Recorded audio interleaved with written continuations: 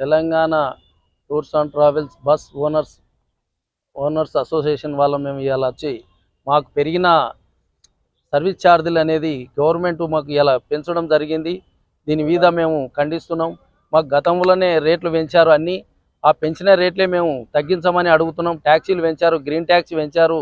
ఇవన్నీ విస్తీర్ణం తగ్గినాక ఆంధ్రప్రదేశ్ తెలంగాణ కలిసి ఉన్నప్పుడు ట్యాక్సీ ఇప్పుడు కూడా మళ్ళీ పెంచారు కాబట్టి దాని మీద తగ్గియమనే మేము లెటర్లు పెట్టడం జరుగుతుంది. చాలాసార్లు మేము గవర్నమెంట్ను కోరుకుంటున్నాం.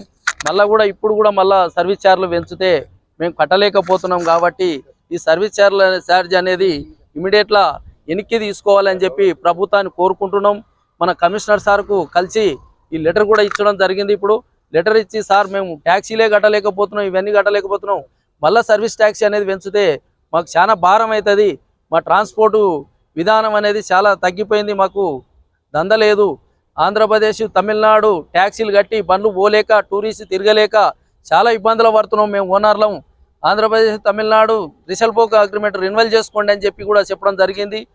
గ్రీన్ ట్యాక్స్ ఆంధ్రప్రదేశ్లో ఎలా తగ్గించారో మీరు కూడా అట్లాగే తగ్గించండి అని చెప్పి లెటర్ కూడా ఇచ్చడం జరిగింది. ఇప్పుడు గ్రీన్ ట్యాక్స్ మాటకం ఇమ్మీడియట్గా తగ్గియమన్నాం. తమిళనాడు ఆంధ్రప్రదేశ్ కూడా మనకు రిసల్పోక్ అగ్రిమెంట్ అనేది రెన్యువల్ చేసుకోమని చెప్పి అడిగినాం. మీరు రిసల్పోక్ అగ్రిమెంట్ రెన్యువల్ చేసుకోలేకపోతే డైలీ ట్యాక్స్ అన్నా కనీసం డైలీ వైజ్ అన్నా చేయండి అని చెప్పి లెటర్ ఇచ్చడం జరిగింది. ఇప్పుడు దాని మీద కమిషనర్ సార్ స్పందించిండు. మీకు 1-2 రోజుల్లో నేను రిప్లై ఇస్తాను, నేను మాట్లాడి సీఎం గారితో మాట్లాడి మీకు రిప్లై ఇస్తానని చెప్పి కూడా హామీ ఇచ్చడం జరిగింది.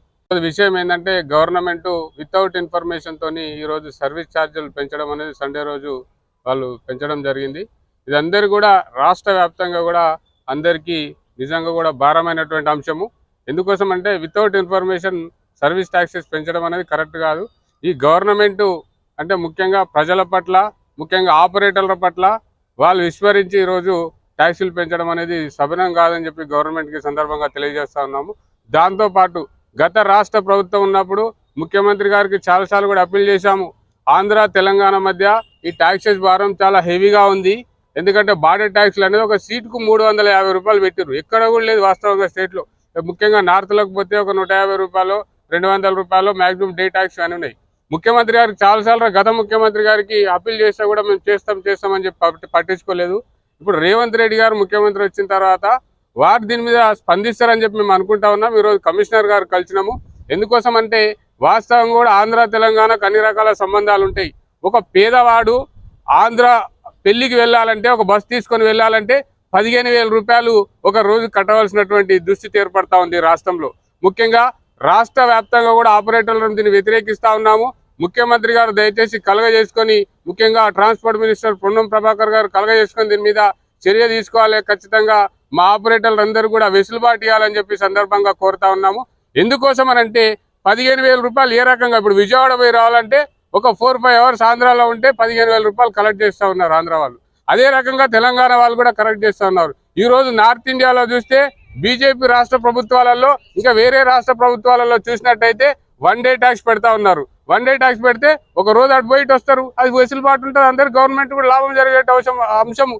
కాబట్టి దయచేసి దీని మీద గవర్నమెంట్ పూర్తిగా కూడా రేవంత్ రెడ్డి గారు ముఖ్యంగా పునరాలోచన చేసి దీని మీద రెసిప్రోకల్ అగ్రిమెంట్ చేసుకుంటే బాగుంటుందని చెప్పి మేము అనుకుంటా ఉన్నాము. మంచి అందరు కూడా రాష్ట్ర ప్రజలందరూ కూడా మేలు జరుగుతుంది.